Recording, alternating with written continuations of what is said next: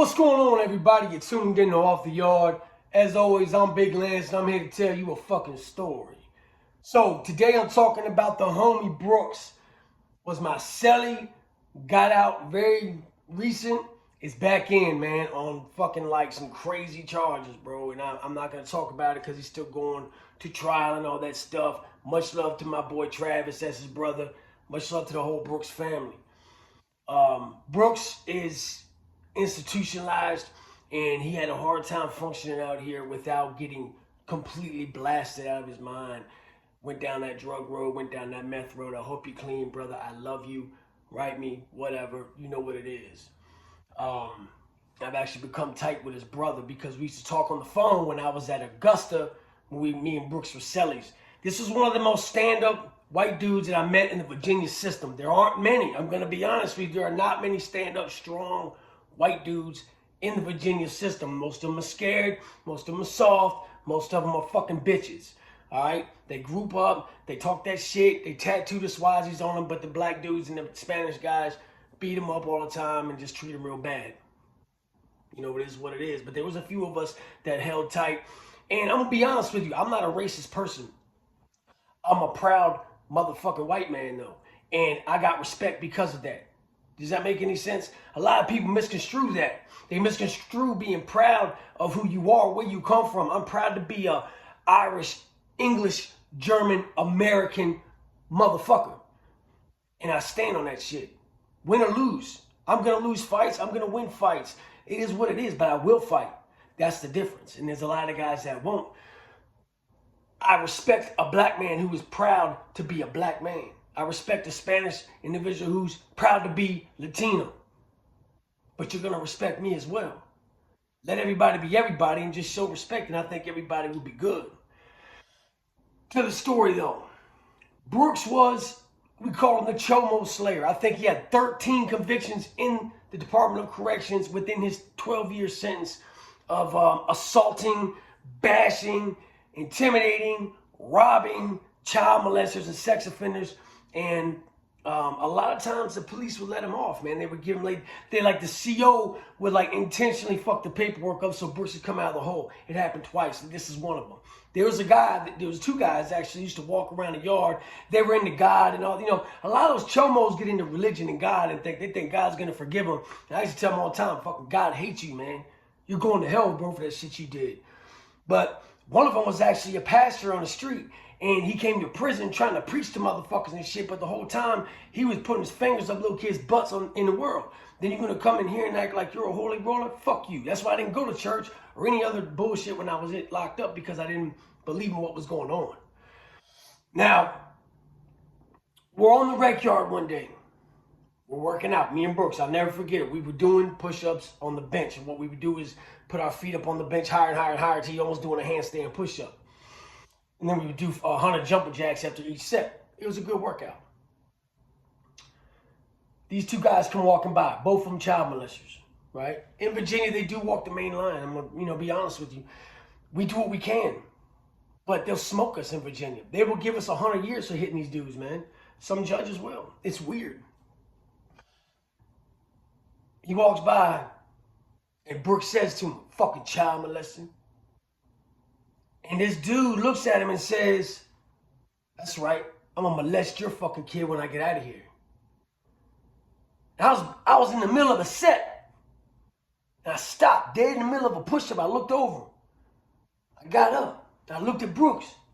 And me and him had just become cellies. We were rolling. We were doing our thing. We've been trying so long to be in the cell together because we're boys. We had each other's back. But he knew and I knew that he couldn't let that go. Because you're in prison. You can't let a child molester say nothing. You can't let anybody say that to you, but you sure as fuck can't let a child molester say some shit like that. They're walking the track, big long track, like a track on a football field.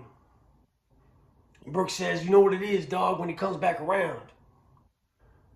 I said, I know, bro.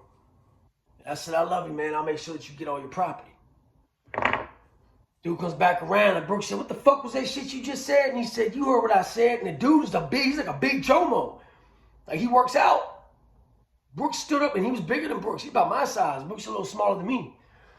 They square up, And Brooks hit, bop, bop, bop. Brooks is teeing off, but dude's hitting him back, and he hurts Brooks, and he knocks Brooks back against the bleachers. But in Brooks' mind, Brooks knew he could not fucking lose to this dude. His little buddy, his little child molesting buddy, tried to run over there, the preacher man. I grabbed him, put him up against the bleachers, stuck him. Wah, wah. And I told him, I said, you move again, bitch, and that's your ass. They get to squabbling in the field. I'm holding dude up against the fucking bleacher thing. Brooks finally gets on top of him. Puts his knees in his fucking armpits and just commences to just giving it to him. Wah, wah, wah. I mean eating. Wah, wah. Just eating. Beats the shit out of this man. The man gets up, goes and tells the police, as all child molesters do. Brooks goes to the hole. The CO that took Brooks to the hole comes around that night before he left, and he says, hey, yo, L. I said, what's up, bro? He said, he was a cool white dude, man, cool CO, younger dude, tatted up and shit. He fucked with us. He said, yo, I'm the OC or whatever it was, the CO that is going to break the charge. He said, but I'm going to tell you, your boy's going to be all right. I said, yo, look out for the man, dog. You know what time it is, man. You know what I'm saying? He was like, don't even trip. I already know. About 2 days go by. Boom, here comes Brooks coming through the fucking doors. You know what? I didn't even pack his shit up. He didn't even have his shit down there. He stayed 2 days down there. The CO fucked the paperwork up on the date, told Brooks what to say in court, went to kangaroo court. They had to drop it. No charge. Kept the fucking child molester in the hole, though. Because that paperwork was clean. Fucking bitch. That's my boy Brooks, man. We ended up being cellies for a year after that. And that's my brother.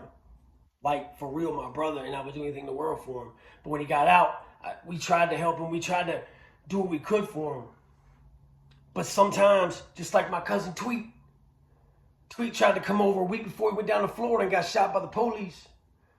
But I knew what type of time he was on, man. And just sometimes, when you get on real hard shit like meth and heroin, you don't care about family no more, man. You don't care about, you know, hurting people. All you care about is that sickness, that disease, that high. And I hate seeing these strong young men or these older dudes coming out of prison. We're supposed to be role models for these younger dudes, man. Show them how to be strong, independent males. Be alpha, be male. It sucks because they can't cope mentally because they don't give you the skills in the penitentiary to come home and cope with that shit. So you go from basically one extreme to another, just like my dude Brooks. He goes from beating up child molesters at will. He would make wine. He made the best wine in the system. And boy, that shit 1 cup, it gets you loose. But he drank too much of it and he'd go out there and fuck one of them dudes up. And he'd be going to the hole. And he looks crazy as hell. I mean, he looks like fucking Mouse. He's got all the tattoos on his head, his face. He's got shit everywhere. I think he gave up out here, man. Some people are just more comfortable in prison. I used to be like that. I can function in there. I still to this day have a hard time with this shit, guys. So like I said, if you have somebody who's just coming out of prison or jail or whatever, you got to be patient with them because they're like infants. We're like children coming out with no skills. We don't know how to do shit. I was gone almost 10 fucking years. Do you know how much the world changes in 10 years? A whole fucking lot. Brooks, I love you, man. Travis, I love you. Harley, what's up? Fuck you. You're a liberal. But still, what's up? Much love to Adam Calhoun, Struggle Jennings, Outlaw Shit. Their new album is fucking on point. And as always, man, stay up, stay out. By all means, y'all, stay sucker free.